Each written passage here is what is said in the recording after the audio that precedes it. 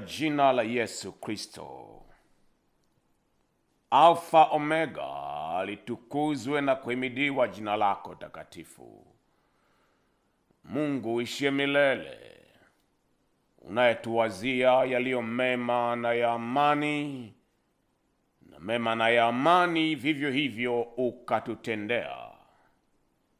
Pokea Baba sifa, shukrani na utukufu kwa jinsi ulivyo, kwa yote ututendeayo, kwa mashauri yako ya milele unaoyafikiliza kila itwapo leo. Pokea sifa, shukrani na utukufu kupitia nguvu katika neno tena siku hii leo.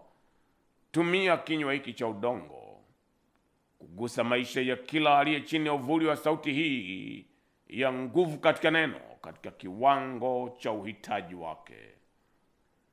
Yatende asiyoweza kuyatenda mwanadamu. Hekima ya sauti yako ikakae moyoni mwake, na maamuzi ya moyo wake yampe matokeo ya mambo atakayoishi akikutukuza siku zote za maisha yake.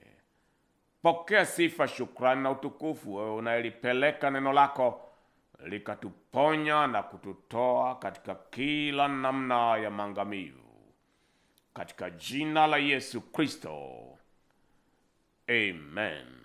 Haleluya. Ninakusalimu tena katika jina la Bwana na Mwokozi wetu Yesu Kristo. Mpendwa mtazamaji wa Hebron TV, na kwa upekee wake kila unayefuatilia kutokea mbali na kuambatana nami kwa mafungamano ya karibu kabisa kwa kipindi cha nguvu katika neno. Ni muda kitambo umepita, zaidi ya mwongo mzima sasa, nimekuwa nikinena kupitia vyombo mbalimbali vya habari nguvu katika neno. Moyo wangu una mzigo kwa ajili ya wana wa kizazi hiki, kwa ajili ya watu wa kizazi kijacho, na kwa ajili ya watu wa taifa na mataifa katika kizazi hiki. Nani wa kuwafundisha maarifa? Nani atakayewapa nuru katika fahamu zao? Na hivi ndivyo ambavyo nguvu katika neno haikukusudiwa kukuacha wewe ukiwa na imani isiyo na macho. Inakupatia ufahamu, inakupatia ufunuo, na inakupatia mawimbi ya mtiririko wa Mungu yenye kukupatia suluhisho kwa yale yanayo kukabili. Shukrani za moyo wangu kamwe hazitakoma kwa ajili ya familia nzima ya ENCC Mji wa Bwana, na kwa ujumla wake ENCC Tanzania, kwa kila neema ambayo Mungu anatupatia ya kuyagusa maisha yako kwa njia hii, bila kuiacha kando timu nzima ya Hebron Media ambayo kutwa kocha mikono yao kama ilivyo mioyo yao na fahamu zao na juhudi zao hazikutulia kuhakikisha ya kwamba sauti nyingi zinaponena usoni pa nchi, sauti ya kweli yenye nguvu katika sauti ya neno la Mungu hainyamazishwi wala haitanyamaza kunena na maisha yako.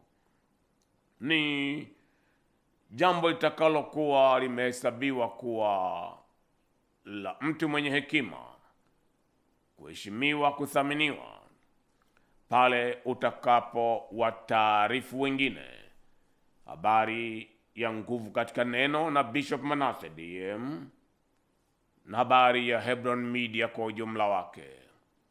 Ni maombi yangu kwa Mungu ya kwamba fungu lako na baraka yako kamwe haitokuepuka kwa kutenda hivyo. Nimekuwa nikinena na hii ni sehemu ya 6 ambayo iko na vipindi 4 inayoongelea safari nzima ya series zinazogusa maisha ya kuikabili roho ya mkwamo.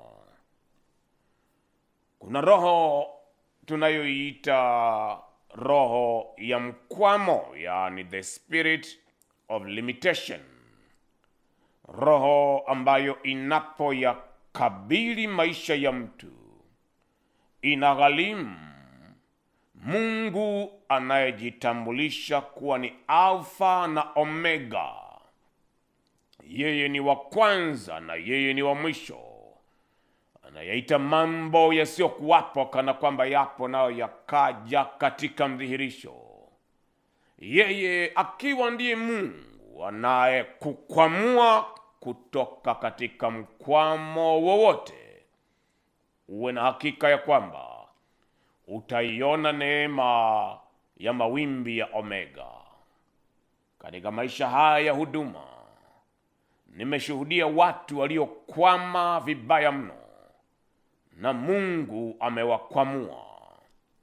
Mungu amewakwamua.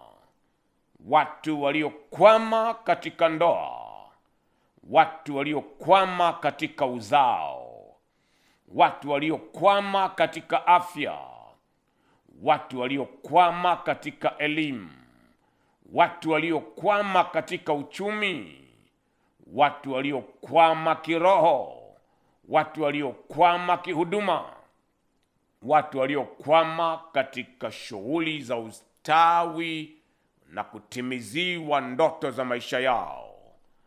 Mara wanapokutana na Alfa Omega, Mungu hugeuza changamoto zao kuwa shuhuda na sababu ya kuwako kwa kelele za shangwe na shukrani.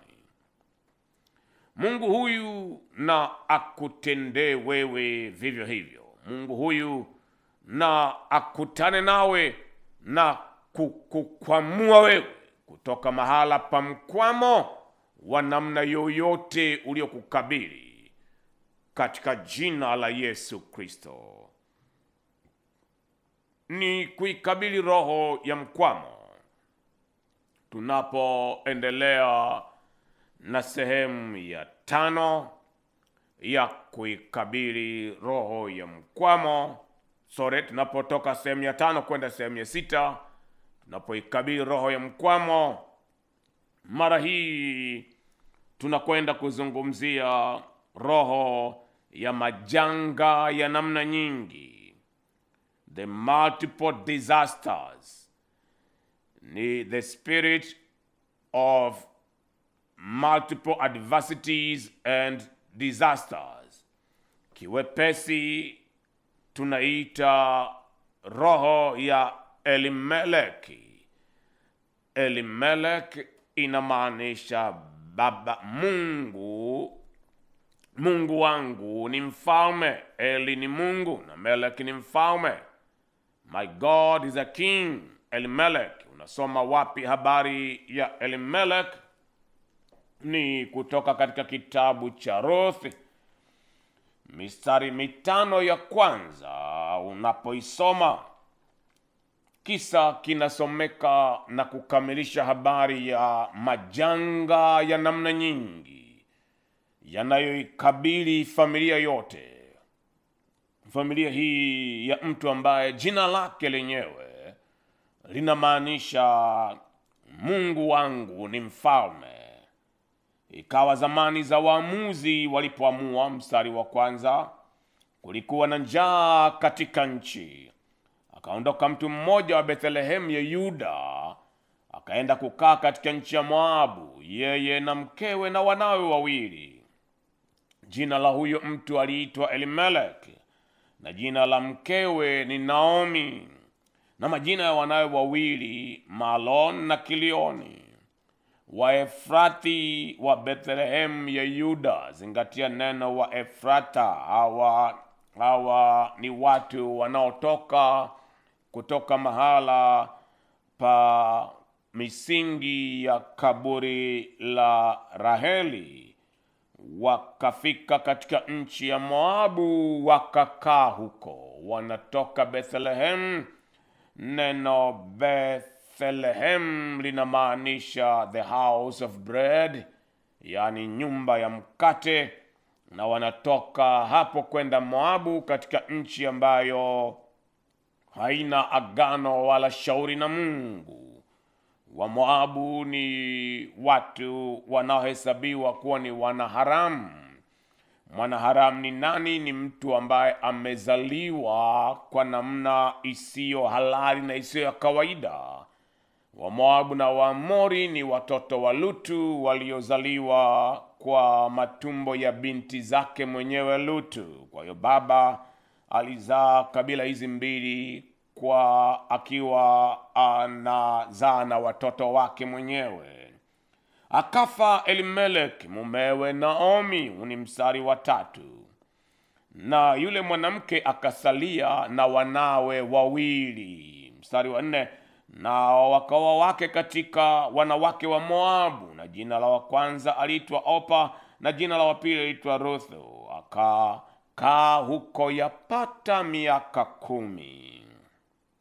Mstari wa 5 nakamilisha kisa kizima. Wakafa Malon na Kilioni, wote wawili, na huyo mwanamke akawa amefiwa na wanawe wawili na mumewe pia. Huyo mwanamke akawa amefiwa na wanawe wawili na mumewe pia. Utatambua ya kwamba hapa hiki ni kisa kinachochukua mistari 5 tu. Watu hawa wamehama kutoka Bethlehem kwa maamuzi ya baba mmoja wa familia.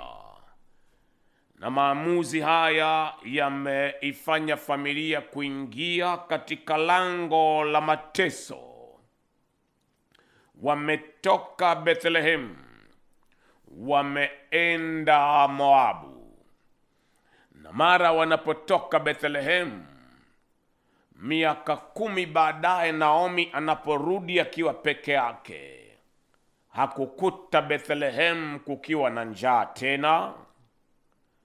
Ndivyo unavyoweza kuona ya kwamba ndani ya mwaka mmoja, tunapostadi maandiko tunatambua haya. Mwanamke huyu Naomi alifiwa na mume wake. Mwanamke huyu Naomi alifiwa na watoto wake wawili. Na yeye mwenyewe akanena kwa uchungu kwamba nilikuja nikiwa nimejaa, na sasa narudi nikiwa mtupu.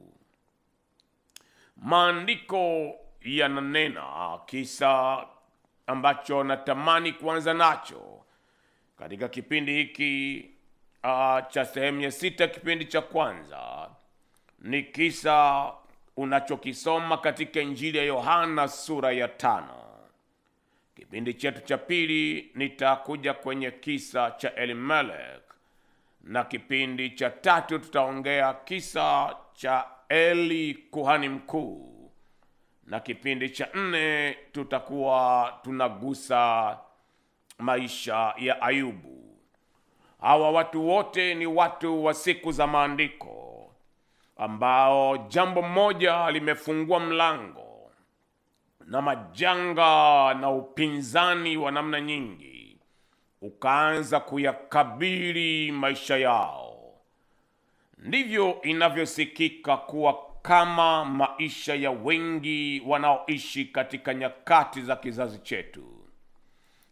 Jambo moja uliloliamua, lilohusu kazi ile, lilohusu ndoa ile, lilohusu watoto wako, lilohusu afya yako, lilohusu huduma yako, likageuka kuwa majanga ya namna nyingi yasiyokoma katika kila eneo la maisha yako. Kinachokukabili ni roho hii tunayoita the spirit of multiple adversity and disasters. Kuna roho ambayo inapomkabili mtu inahakikisha ya kwamba majanga ya namna zote yanakukabili kwa wakati mmoja, ili maisha yako yasiweze kwenda popote. Daudi ananena, Bwana ndiye mchungaji wangu, yeye ndiye kimbilio langu na uzima wangu. Mwanadamu atanitenda nini? Bwana akiwa ndiyo ngome yako, akiwa ndiyo kimbilio lako, akiwa ndiyo tumaini lako, yeye amethibitika kuwa Mungu mwema na mwaminifu. Mungu aliye mwema na mwaminifu atakufanyia njia, atageuza vilio vyako, machungu yako na maombolezo yako, navyo vikawe kicheko tena. Ndivyo unavyoweza kusoma kisa cha habari ya Injili ya Yohana sura ya 5. Injili ya Yohana sura ya 5 tunaelezwa jinsi ambavyo kuna mtu hapo aliyekaa katika birika ya Bethesda. Na neno Bethesda likiwa linamaanisha nyumba ya tende, ni mtu aliyekaa kwa miaka 38. Hata ukiondoa neno 30 ukabakiza na 8, miaka 8, ni mtu ambaye ameanza darasa la kwanza na sasa yuko form 1. Miaka 8 inatosha mtu uwe umesoma degree ya kwanza, hata kama ni ile degree ndefu kabisa ya medicine, ya kuwa tabibu ya miaka 5, na bado uwe umeenda kwa attempt sehemu nyingine ya pili kwenda katika kiwango cha masters. Miaka 8 inatosha kusema kwamba umejaribu mradi wa kwanza miaka 2 ukapata failure, ukaenda wa pili miaka 2 tena haukufanikiwa, ukaenda wa 3 ukawekeza na huo nao hukufanikiwa, lakini miaka mingine 2 ya mwisho uwekeze kwa mara ya 4, na mara hii uwe ulijifunza makosa yako na uanze kuona matokeo ya mema yakiwa yamekupata. Kwa mtu yoyote kupoteza miaka 8 ya maisha yake, iwe ni katika ugonjwa, iwe ni gerezani, iwe ni katika uhuru usiokuwa uhuru, ni miaka ambayo hatoweza kuisahau katika eneo lolote la maisha yake. Mtu huyu wa Injili ya Yohana sura ya 5 hakupoteza miaka 8 tu, ni miaka 38. Huu ni mkwamo zaidi ya mkwamo. Mtu huyu, mambo gani 7 yalikuwa yakimkabili? Jambo la kwanza, alikabiliwa na mkwamo unaoambatana na mateso, yani the physical afflictions. Mtu huyu aliishi akiwa yuko pale mahala pamoja, hata kama hangekuwa na maumivu ya kama mtu mwenye kuugulia kwa homa na vidonda na hivi na vile. Hali ya kuwa umelala sehemu moja mwaka mmoja, miaka 2, wewe tayari uko katika mateso. Kwa hivyo mkwamo huambatanisha mateso. Ni maisha ya mtu aliyeteseka katika mwili kwa miaka 38. Mungu aliyemtazama Yesu Kristo, yeye aliye mwana wa Daudi, maandiko nasema alimtazama, akamkazia macho, akaona ya kwamba amekuwako hapo siku nyingi. Akamwambia, je, wataka kuwa mzima? Moyo wake ulikuwa umekufa ganzi. Hakuwa na maelezo yoyote ya kiimani. Alinena uchungu na manunguniko yake, kwamba kila malaika anapoyatibua maji, nikitaka kushuka mimi, mwingine hutangulia kabla yangu. ndivyo alivyomwambia, beba godoro lako uende, jitwike godoro lako na uende. Hakujiuliza swali mara ya pili na ya tatu, alibeba godoro lake na akaenda. Mkwamo wa miaka 38 ulikwamuliwa kwa sauti ya nguvu katika neno iliyotoka kinywani mwa Bwana. Katika safari ya kwenda kwake nyumbani, watu wa dini wakakutana naye. Kwa nini unabeba godoro siku ya Sabato? Ndivyo walivyomuuliza. Naye akanena, yeye aliyeniponya ndiye aliyeniamuru nibebe godoro langu. Hii na ikwambie ya kwamba wakati ukiwa unakabiliwa na mkwamo wa mambo yaliyo mengi yanayokupinga, mengine huwa yanakungojea unapotoka kwenye mpenyo wa hatua ya kwanza, lakini yeye anayekushindia ni wa milele. Haugoi, hazeeki, hachoki, halali, hasinzii, hawezi kuuawa, hawezi kupinduliwa. Yeye huyaita mambo yasiyokuwako kana kwamba yapo, nao yakaja katika mdhihirisho. Ni yeye anayenena, na kwa kule kunena kwake huumba. Ni yeye anayesema ndio na hapana wa kupingana naye. Ni yeye aliye na funguo za Daudi mkononi mwake, anafunga, hapana aweze kufungua kinyume naye, naye anafungua, hapana awezaye kufunga kinyume naye. Kwa kule kumwamini, natamka juu yako kila namna ya mateso yanayokukabili yakomeshwe katika jina la uweza la Yesu Kristo. Jambo la kwanza ilikuwa ni mateso ya kimwili. Jambo la pili lilompata mtu huyu ambaye maandiko hayaweki hata uzito wa kulitaja jina lake. Mtu huyu alikuwa amekwama, yaani maelezo yanayotoka kinywani mwake, anasema mimi sina mtu, mema yanapita hapa kila siku. Anadhihirisha jinsi ambavyo matendo ya muujiza yanatendeka kila itwapo leo, lakini tatizo langu, sina mtu wa kunitosa katika birika ya maji inapochemka. Na hii inakueleza mkwamo wenyewe peke yake ni mateso.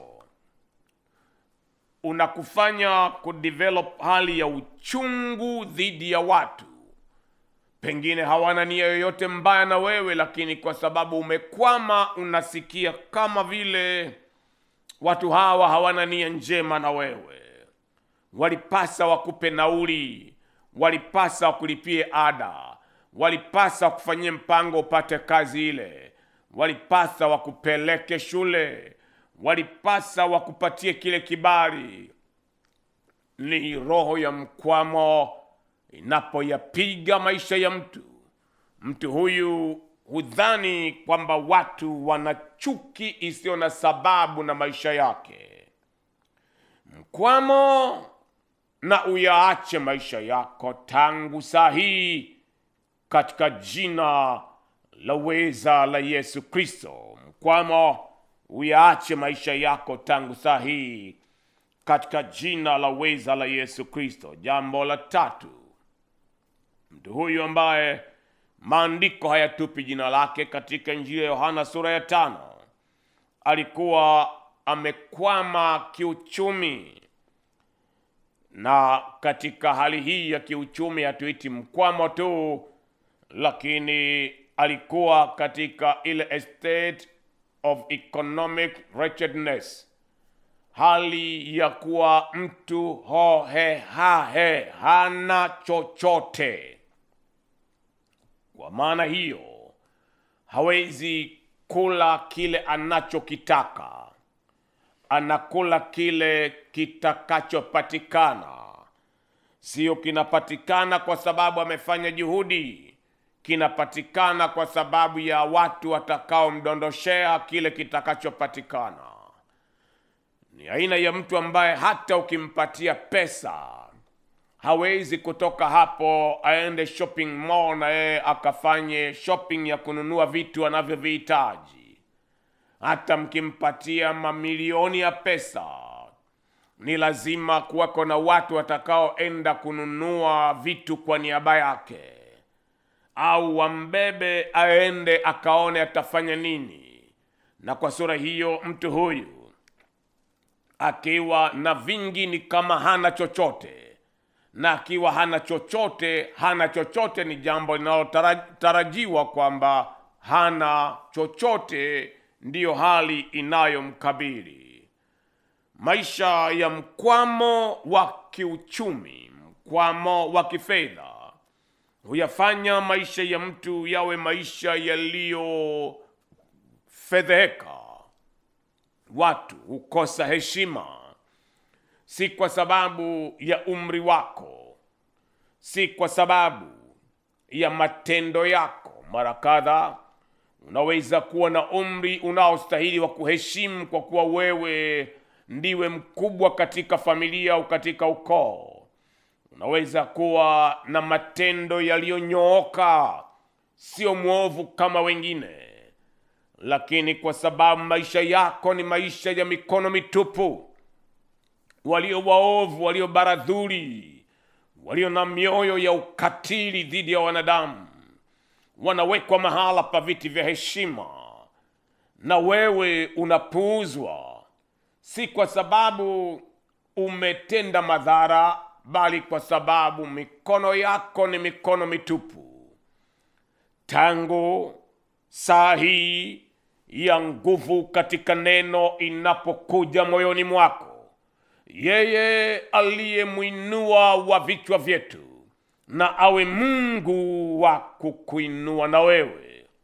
Yeye ambaye mkono wake wa milele uko chini mavumbini, ananena mbele yako, amemsukumia mbali adui akisema angamiza.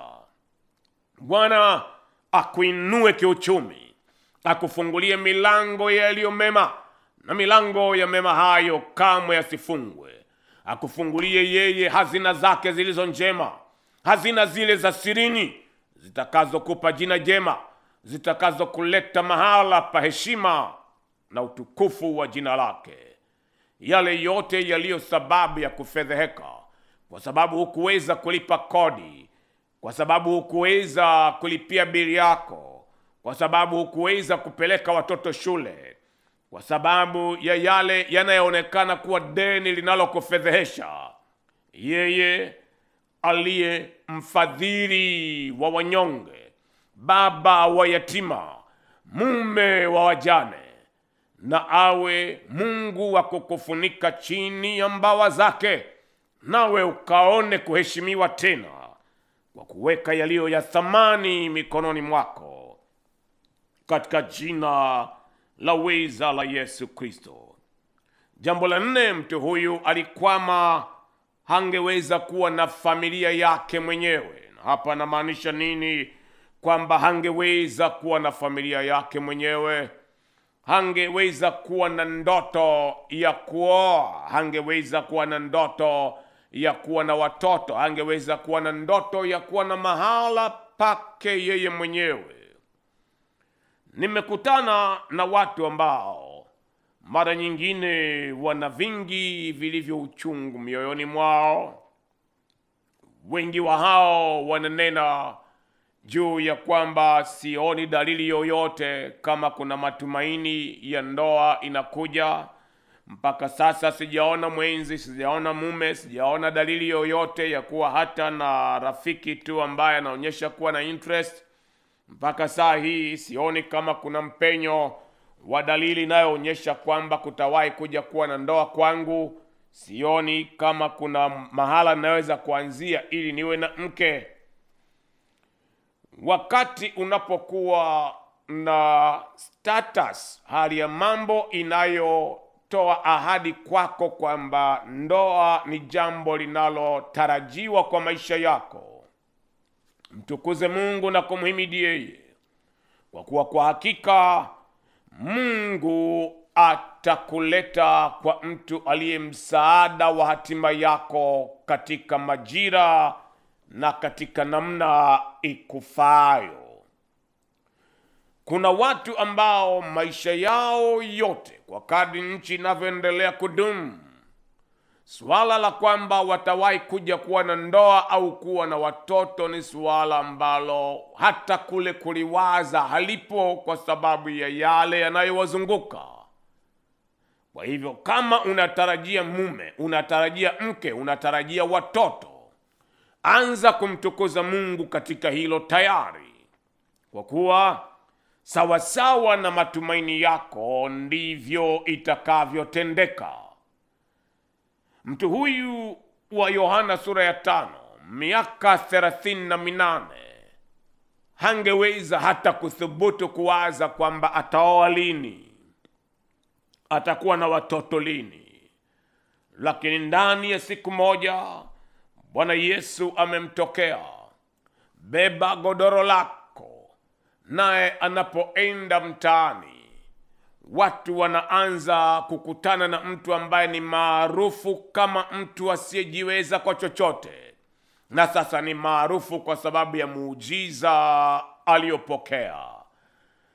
Natamka juu yako vivyo hivyo kwamba lile lilokuwa jina la mkwamo kwako na lifanywe kuwa lango la ukombozi wako, lango la mpenyo wako, na lango la sauti ya Mungu kutukuzwa katika maisha yako. Jambo la 5, mtu huyu alikabiliwa na nini? Alikabiliwa na roho ya kucheleweshwa. Mkwamo katika majira ya mwanzo, nilipoanza kunena mtiririko vipindi vya mkwamo, nilikueleza kuna mikwamo ya aina 4 tofauti. Mkwamo ulio mbaya zaidi ni ule tunaouita the spirit of backwardness. The spirit of backwardness ni roho inayomrudisha mtu nyuma.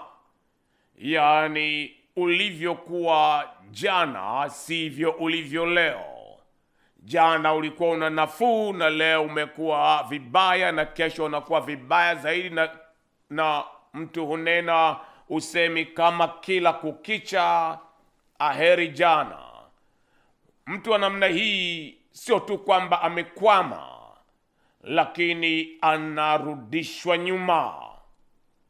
Mtu ambaye anarudishwa nyuma ni mtu ambaye siku zote, hata katika ulimwengu wa ndoto zako, utajikuta unarudi kijijini, unarudi kwenye nyumba ya zamani ya udongo iliyochakaa ambayo haipo. Unarudi kwenye shule ya msingi na wewe umemaliza chuo tayari, uko kwenye ndoa tayari, una watoto na wewe unaota unasimamiwa na mwalimu wa shule ya msingi anataka kukuchapa viboko. That is the spirit of backwardness. Na ya pili ni roho tunayoita si ya kurudi nyuma, lakini ni mkwamo wa mtu ambaye amekwamia hapo, haendi popote, harudi nyuma na haendi mbele. Hiyo ndio mkwamo wa mtu kwa stagnant, na hiki ndicho kilichokuwa kinamtokea mtu huyu. Amekwama, amepooza miaka 38, kufa hafi na kupona haponi. Amepooza miaka 38. Mkwamo ule wa namna ya 3 huwa tunaita mkwamo wa mtu anayeenda mwendo wa pole pole.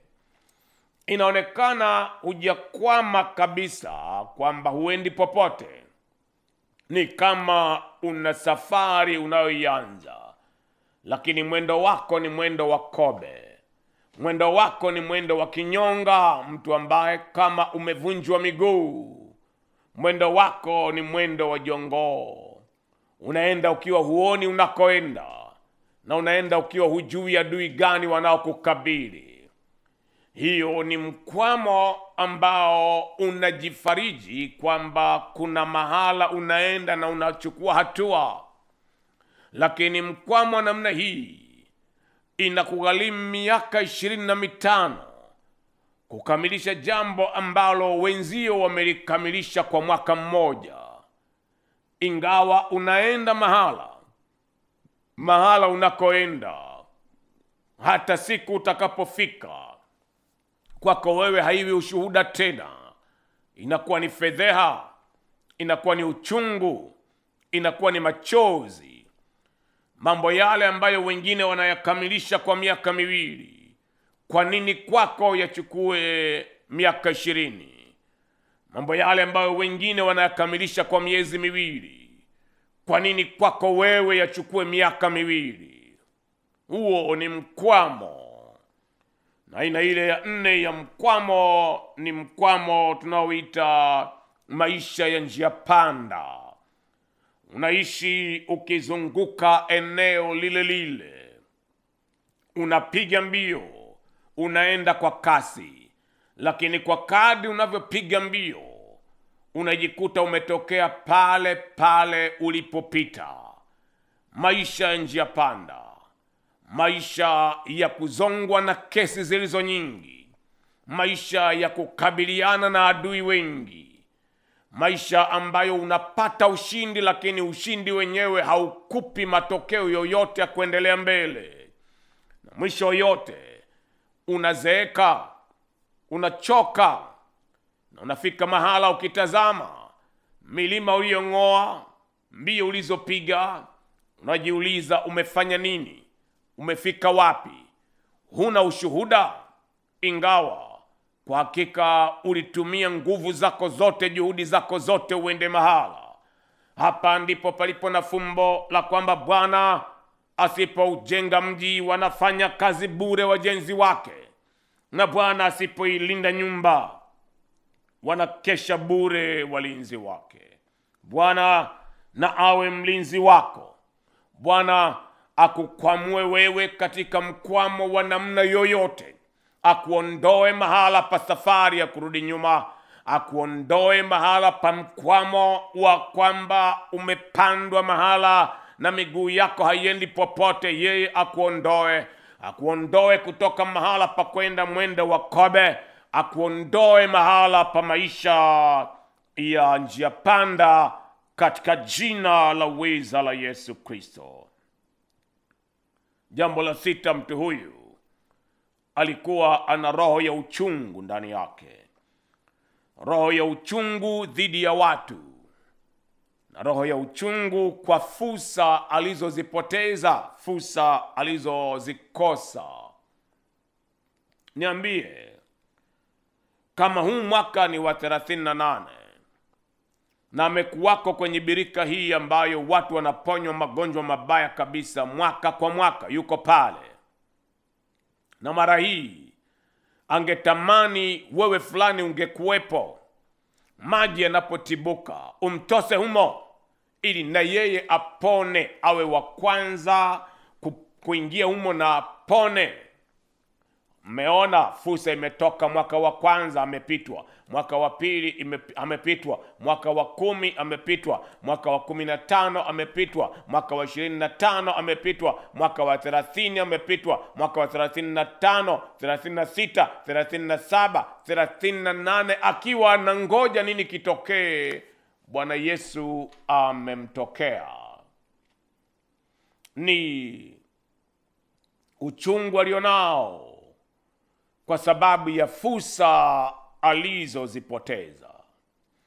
Kwa wale wote wanaojua thamani ya kuipoteza fursa ya muhimu, kuna fursa ambayo unapoipoteza, madhara unayoyapata hayafutiki karibu maisha yako yote. Ndiyo, kuna fursa nyingine, mara unapoipoteza fursa hiyo hairudi maisha yako yote.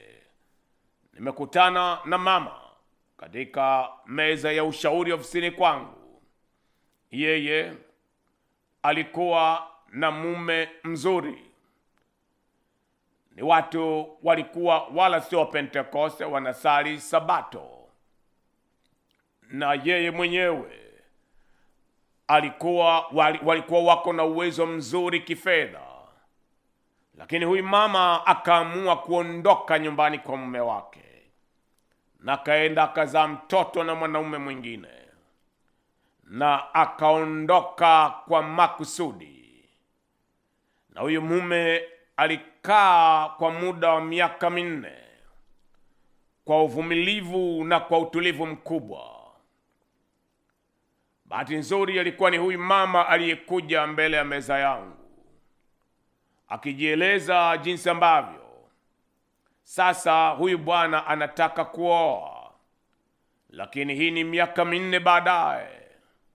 Mambo yameharibika kabisa kwenye ndoa yake ile nyingine mpya, na sasa amekuja nimsaidie kuomba ili kibidi huyu mwanaume ahirishe mpango wa kuoa kwake, amruhusu arudi kwenye ndoa yake. Nikamuuliza kwa kina nini kilifanya ndoa iharibike. Mama huyu alieleza kwa uaminifu kwamba ni yeye aliyekuwa na makosa ya kila kitu, na kwamba huyu baba hakuwa na tatizo lolote. Nikamwombea na kumwambia, nenda kakutane na huyo baba, jaribu kuongea naye, umuulize kwamba umbali gani amefikia wa suala la kuoa kwake, na kama anaweza kukupa nafasi tena. Na huyu baba alimwambia, sina tatizo na wewe, lakini hivi sasa siwezi kuwataabisha wengine. Yaani tayari huyu binti mwingine ameshawahusisha wazazi wake, mahari imeshalipwa tayari, maandalizi ya harusi yameshafanyika, na harusi ni wiki ijayo. Leo hii naanzaje kusema kwamba siowi tena kwa sababu mke wangu amesema anahitaji nimzingatie arudi? Kwa hivyo nikifanya maamuzi yoyote ya kuondokana na harusi hii inayokuja wiki ijayo, mioyo ya watu ambao hawana hatia kwa sababu ya njia zako itajeruhiwa na kuumizwa, na mimi siwezi kuumiza mioyo ya wengine kwa sababu zozote. Na kwa sura hiyo, fursa hiyo ya yeye kurudi kwenye ndoa yake ilikuwa imefungwa. Mpendwa, mama huyu alirudi tena mbele ya meza yangu kama miaka 5 hivi iliyofuata baadaye. Singeweza kumtambua. Ni mpaka aliponieleza kisa alichokuja nacho kwa mara ya kwanza miaka 5 iliyokuwa imepita, akasema, mimi ndiye yule fulani. Mara hii alikuwa yuko vibaya. Mara hii hakuwa na mahala pa kuishi. Mara hii mavazi yake ni makuukuu mno. Na mara hii anafukuzwa kwa mtu aliyekuwa rafiki anayemhifadhi nyumbani kwake, kwamba sasa nimekuhifadhi, imetosha. Na maneno pekee aliyojua kuyanena kwa uchungu mkubwa ni kujutia fursa aliyoipoteza, kwa kuwa sasa mema ambayo angepaswa kuwa anayafurahia katika nyumba ya mume wake na watoto wao, hana fursa ya kuwa hata na usemi wa neno moja. Alikuwa na uchungu mtu huyu kwa sababu ya fursa alizopoteza. Unaweza kupoteza fursa moja ya huduma, fursa moja ya kazi, fursa moja ya ndoa, fursa moja katika lango la taifa au mataifa, na ikawa ni fursa uliopishana na hatima yako milele. Mungu akuponye, akutenge na kukutofautisha na hayo yote. Na jambo la mwisho, mtu huyu alikuwa anabeba hisia za kuwa ametelekezwa, that feelings of abandonment, akiishi huku akijisikia kwamba ametelekezwa na ndogo na jamaa na hata Mungu kama amemsahau. Mtu anaposema sina mtu, mara kadha nimenena, haikuwa kweli. Kwa sababu saa hii Yesu anapomkuta alikuwa na godoro. Godoro hili lazima kuna watu walimpatia. Kwa hiyo anao watu. Saa hii Yesu anapomkuta alikuwa na mavazi. Kwa hiyo kuna watu walimpatia mavazi. Uhalisia kwamba alikuwa yuko hai kwa miaka 38 hapo. Hii ni miaka ya tatizo. Sijui umri wake halisi alianza kupatwa na tatizo akiwa na umri gani. Lakini uhalisia halisi ni kwamba alikuwa na watu waliokuwa wakimpatia chakula, kumwogesha na kumhudumia. Mtu aliyemkosa ni wa kumtosa kwenye birika inapotibuka katika wakati ulio sahihi. Kiwepesi, mambo matatu makubwa roho hii inadhihirikaje hasa? Namaanisha practical manifestation of the spirit of Elimelech. Ya kwanza, kuna kuwako na mashambulio yale tunayoyaita mashambulio ya moja kwa moja yanayokuja kwa pamoja kwa wakati mmoja. Adui anayashambulia maisha yako, ndoa yako, uchumi wako, afya yako, maisha yako kiroho, vyote kwa pamoja. That is the multiple adversities. Pili, kuna kuwako na mashambulio ambayo yamepangiliwa kutokea katika wakati fulani wa mwaka. Hamani, maandiko yanasema, alipiga puri, yani lamli, ili aone ni majira gani sahihi ya mwaka ambayo Israeli wote watakuwa hawana ulinzi wa Mungu, ili apange shambulio.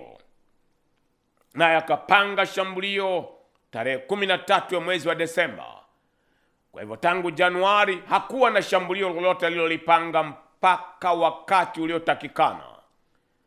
Na Esther, Mordekai na timu ya Wayahudi walifunga na kuomba, na puri ya Hamani ikatenguliwa. Israel wakapata kushinda. Na tatu, practically tunasema shambulio hili la Elimelech ni shambulio namna gani?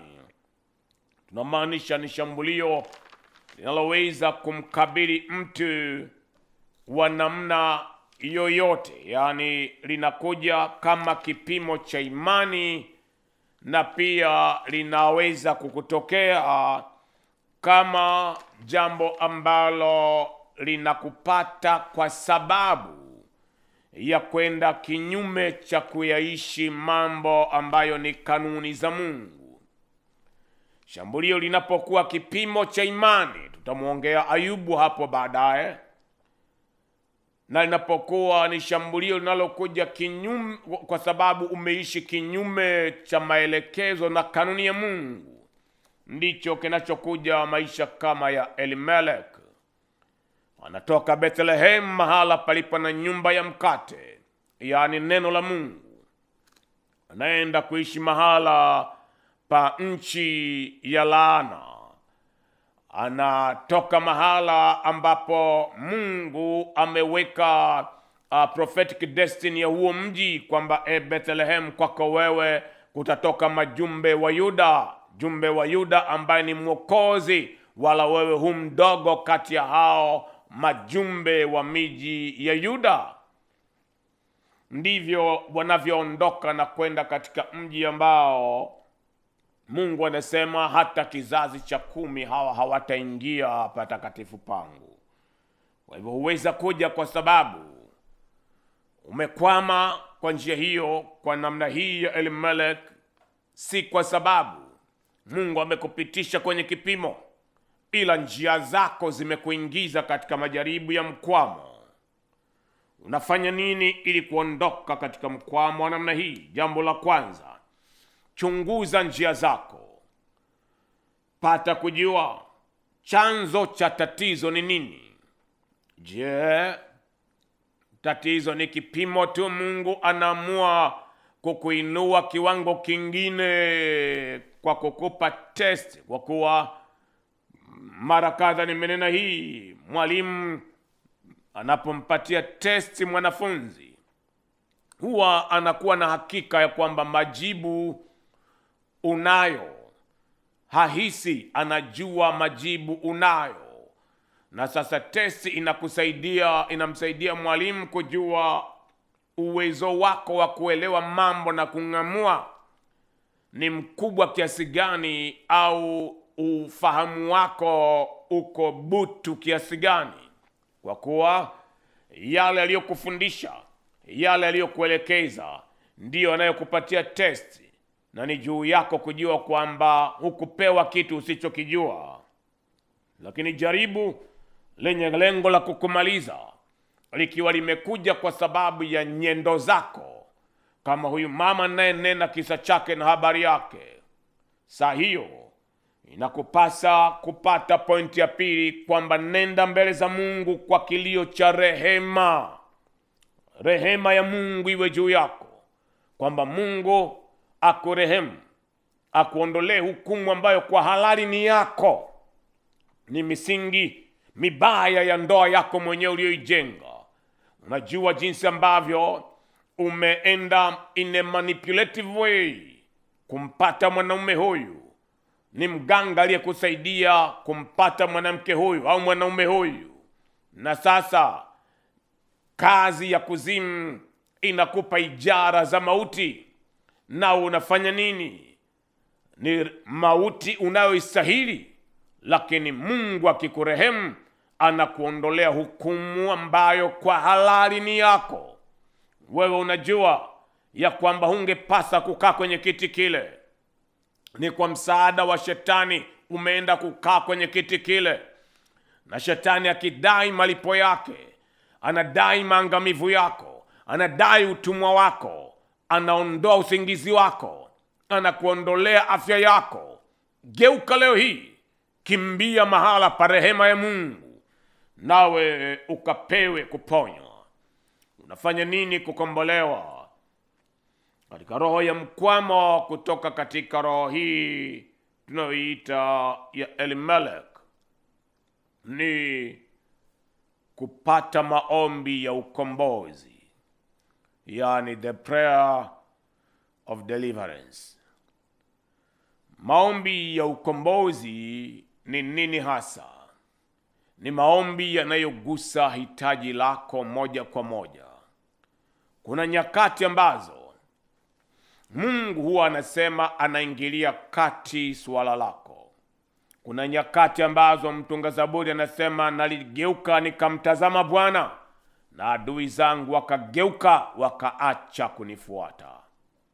Lakini huja nyakati ambazo Bwana ananena, anakutia nguvu, anakuwezesha, kama Daudi anendavyo ya kwamba yeye huifundisha mikono yangu kufanya vita, na upinde wa shaba nikaupinda. Inamaanisha nini? Mungu kuna nyakati anapigana vita yako, na kuna nyakati anakufanya wewe kuwa silaha za vita vyake, wende upambane na ushinde. Mahala sahihi pa kuanzia ni wewe kumpa Yesu maisha yako, awe Bwana na Mwokozi wa maisha yako. Kama hujaokolewa, weka mikono yako yote miwili kifuani pako. Omba pamoja nami kwa kutamka sahihi. Nena, Bwana Yesu, nafungua moyo wangu leo hii na kukaribisha wewe. Tawala Bwana, roho, nafsi na mwili wangu. Unifanye kuwa wako milele, kwa kuandika jina langu katika kitabu cha uzima cha mwana kondoo. Nachagua wokovu leo, nami nachagua kuendelea mbele, na kamwe sitorudi nyuma, katika jina la Yesu Kristo. Amen. Ikiwa umeomba maombi hayo, wewe umeokolewa tayari. Unastahili maombi nitakayokuwa nikiomba hivi punde. Na hii ni nadhiri yangu kwa Mungu, nadhiri yangu ya daima mbele za Mungu. Maombi yangu yatadumu kuwa pamoja nawe na wale wote ambao Mungu anawaleta chini ya uvuli wa sauti ya nguvu katika neno, kwamba baraka ya Mungu, wema wa Mungu, fadhili za Mungu, mkono wake wa uponyaji na mkono wake wa ukombozi havitaondolewa katika eneo lolote la maisha yako. Na kumbuka, ninapokwenda katika hitimisho, kabla sijaomba kwa ajili ya kila mmoja, kuna namba zinapita katika screen yako. Tupigie, tutumie ujumbe kwa maelekezo, kwa maombi, kwa ushauri zaidi. Nami nina hakika kabisa ya kwamba katika mji wa Bwana, kama unavyosikia ndivyo utakavyoona, na ufanye maamuzi ya hakika. Maana ibada moja katika mji wa Bwana inatosha kugeuza maisha yako katika umilele wako wote. Baba, nakutukuza mno. Nani aliye Mungu ila wewe Mungu? Milima inautazama uso wako, nayo inakimbia mbele yako. Bahari nayo inarudishwa nyuma. Una nini wewe bahari hata urudishwe nyuma? Jangwa linauliza. Na wewe milima hata urukeruke kama ndama mazizini. Nao wanajibu, tumemwona. Uso wake unatisha kama nini. Ndivyo tunavyokimbia. Kwako wewe hakuna mkwamo. Kwako wewe hakuna kushindwa. Kwako wewe hakuna anguko. Kwako wewe hakuna kilicho kinyonge. Kwako wewe hakuna kufedheheka. Kwako wewe kuna kuinuliwa kwa daima, kuna kugangwa, kuna kuponywa, kuna kufunguliwa, kuna kufanyiwa njia, kuna kupewa shuhuda za wema na fadhili zako za milele. Mkono wako usiokuwa mfupi na usiokuwa na umbali katika ulimwengu wa roho siku hii ya leo, kwa mara nyingine Mungu wangu nakusihi unyooshe tena katika maisha yake yeye aliye chini ya uvuli wa sauti hii ya nguvu katika neno. Gusa maisha yake. Aliyekwama kwa sababu ya magonjwa aponywe. Roho ya kupoza na kukemea katika jina la Yesu Kristo. Kila namna ya madhara ya tumbo na tumbo la uzazi yang'olewe katika jina la uweza la Yesu Kristo. Tabu ya macho kwamba haoni yaendako, leo hii macho yafunguliwe katika jina la uweza la Yesu Kristo. Magonjwa na maradhi ya kuambukiza na magonjwa na maradhi ya kurithi ambayo hapana tabibu aliye na jawabu nayo, na nena kwa kupigwa kwake Yesu umeponywa, umeponywa, umeponywa katika jina la uweza la Yesu Kristo. Mungu wangu na mwamba wangu, wako wale waliokwama katika uzao, wapewe watoto. Wako wale waliokwama katika uchumi, mkono wako wa upaji na uwe juu yao. Wako wale waliokwama katika mahusiano, wapewe ndoa zenye kukutukuza wewe. Wako wale waliokwama kielimu, wafanye kuwa vichwa na kamwe wasiwe mikia. Wako hao waliokwama katika huduma, wape mpenyo kwa jina lako mwenyewe, katika jina la uweza la Yesu Kristo. Sauti ile iliyonena na aliyepoza na inene tena. Simama, jitwike godoro lako, nenda nawe usione kuzuiliwa tena, katika jina la Yesu Kristo. Amen. Haleluya. Nalihimidiwe na kutukuzwa mno jina la Bwana. Ni ndugu yako Bishop Manasseh DM. Tukutane tena katika kipindi kingine cha nguvu katika neno. Hadi wakati huo, wema wa Mungu na udumu kuwa juu yako. Shalom.